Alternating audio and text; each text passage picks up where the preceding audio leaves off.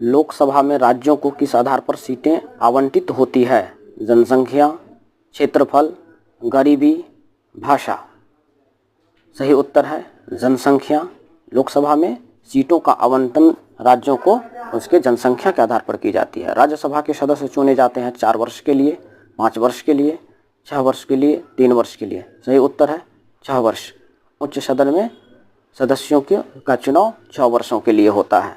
और हाँ, अगला प्रश्न है, राज्यसभा को भंग करने का अधिकार किसे प्राप्त है? राष्ट्रपति को, उपराष्ट्रपति को, सर्वोच्च न्यायालय को, उपरोक्त में से कोई नहीं।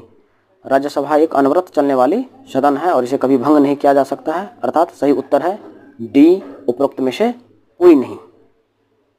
राज्यसभा उच्च सदन भी कहा जाता है राज्यसभा को, और ये अनवरत चलती है, निरंतर चलती रहती है, कभी भी भंग नहीं होता, इसलिए सही उत्तर है डी, उपरोक्त में से कोई नहीं। राष्ट्रपति, उपराष्ट्रपति या सर्वोच्च न्यायालय इसे कोई भी भंग नहीं कर सकता। अगला प्रश्न है, भारतीय संसद किस रीति से प्रशासन यानी एडमिनिस्ट्रेशन पर नियंत्रण करती है? संसदीय समितियों के माध्यम से, विभिन्न मंत्रालयों के परामर्शदात्री समितियों के माध्यम से, प्रशासकों से आवधिक प्रतिवेदन भिजवाकर, कार्यपालिका को रिट जारी करने के लिए बाध्य कर। सही उत्तर है संसदीय समितियों के माध्यम से।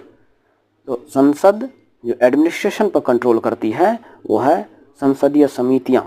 बहुत सारी संसदीय समिति होती है जिसके आधार पर ही संसद एडमिनिस्ट्रेशन पर कंट्रोल करती है और इस देश का शासन प्रशासन चलता है इस तरह से। तो सही उत्तर हो गया ऑप्शन ए, संसदीय समितियों के माध्यम से। अगला प्रश्न है, राज्यसभा के चुनाव के लिए अपेक्षित न्यूनतम आयु कितना है?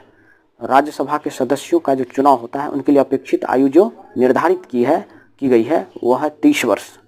राज्यसभा अर्थात उच्च सदन में सदस्यों की नियुक्ति चुनाव तभी होगी जब कम से कम उनकी मिनिमम आयु 30 वर्ष हो। 25 वर्ष विधानसभा के लिए है, लोकसभा के लिए है, और 35 वर्ष राष्ट्रपति और उपराष्ट्रपति के चुनाव के लिए निर्धारित की गई है।